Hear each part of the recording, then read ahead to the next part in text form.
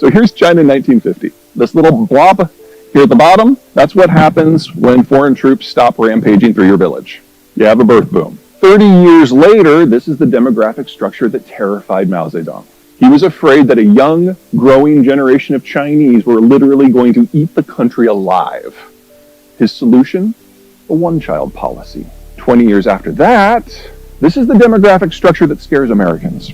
We see a bottomless supply of young Chinese workers who are taking everybody's manufacturing jobs.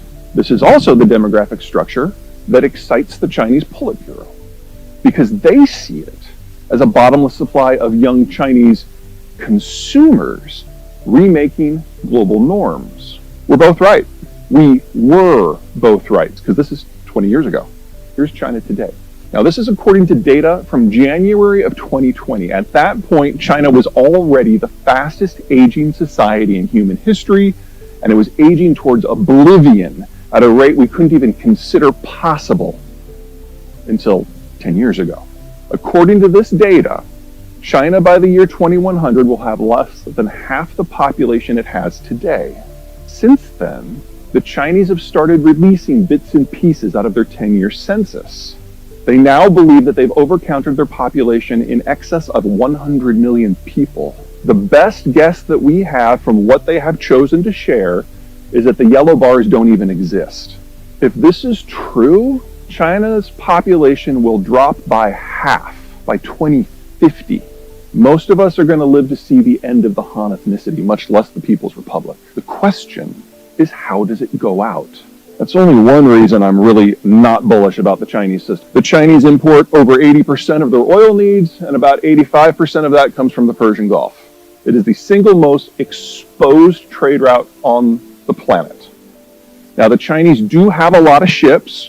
Most of them would fit on this stage. Only about 10% of the Chinese ships can actually sail more than 1,000 miles from a friendly port, and the Chinese have no friendly ports outside of the PRC, which means they can't patrol that trade route. In the case of a war, a real war, the countries that have the capacity to destroy China as a modern industrialized country include, but are not limited to, India, Singapore, Thailand, Malaysia, Indonesia, Australia, Taiwan, the United States, and Japan. You put 2 destroyers in the Indian Ocean, 3 months later, the trucks stop running, 6 months later, the lights go out, and a year after that, they lose 500 million people from famine. The Chinese are utterly dependent on the world that the United States maintains in a globalized fashion. We go home, it ends. We are the single greatest ally and empowerer of today's China, and we've lost interest in globalization. There's a reason that the Chinese are sounding really desperate and really belligerent and really bitter. They know it's almost over. We recently struck a deal to provide them with some very cool military equipment. Now, publicly, what everyone seems to grab onto are those nuclear submarines, and I don't mean to suggest that those aren't sexy pieces of equipment, but we're also giving them air-launched cruise missiles. Maximum range of the existing Australian fighter bomber fleet with these cruise missiles can reach here. If they just launch them from their own terrestrial airspace, it reaches here. There's the Strait of Malacca. The Australians, country of 30 million people, can now bring China to its knees. That's how vulnerable they are. China has gotten interesting from my point of view. Chairman Xi has consolidated power unto his person to a degree that not even Mao attempted. It is a full cult of personality. He has executed or exiled or intimidated into silence everyone in the country who is capable of an independent opinion. And he has shot the messenger, sometimes literally, so many times that no one wants to bring him bad news. You guys remember when the power outages started in China last May? At one point, over a third of the country was experiencing rolling blackouts. They still haven't stopped. Best guess is that Chairman Xi was not aware of it until September. We didn't get a policy adjustment. No one wants to tell him bad news. This is not how a functional country works. We also know from countries like Chile and the UAE who have used the Chinese vaccine is that it's crap. It doesn't work against Alpha, much less Delta, much less Omicron. So China can never move away from a zero tolerance strategy because the healthcare impact upon the population would be crushing. Until such time that they say, oh yeah, we're going to bring in 3 billion doses from the United States, they're stuck. And so we're seeing increasingly frequent lockdowns. China is inadvertently breaking itself away from global manufacturing. And with a population that is physically incapable of mass consumption, exports are the only game in town. So if the Chinese system can't guarantee demographic survival or financial stability or an export market or even basic health, what's left? For those of you who watch agriculture, which is probably nobody, this is a nice little shot from 2019. The Chinese are experiencing an outbreak of what is called African swine fever. It's kind of the pig equivalent of Ebola. It's really nasty. They culled over 2/3 of their herd. Pork plays a role in Chinese culture equivalent to hamburgers and steak and chicken and bacon and fish in this country. It is the protein everyone goes for. The Chinese swine herd is bigger than the rest of the world's combined, and they culled more pigs in China in the last 3 years than exist on every commercial farm in the rest of the world combined.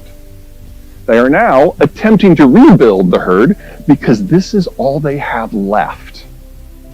And if you are going to raise 100 million pigs, you've got to feed them a lot quickly. So the Chinese are buying up every scrap of food they can find anywhere on the planet, even if it isn't normally designed for pigs.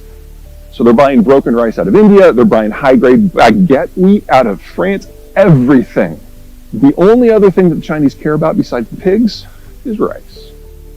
They know that they're a food unstable country, and they are terrified that the bottom's falling out of that too. So they have recently criminalized the export of phosphate-based fertilizers. China's land is low quality. They don't have an internal transport system except for in regions that they're concerned are secessionist. And then they are surrounded by a belt of useless lands that they can't really patrol effectively. And because of the first island chain, they can't project power out except now when the United States has put everybody on the same side with globalization. So I see the overall geographic underpinnings of Chinese power being completely resting upon the United States nullifying their geographic disadvantages. And so the idea that if the Chinese think that they can move beyond economics as the basis for power, they really do have nothing left.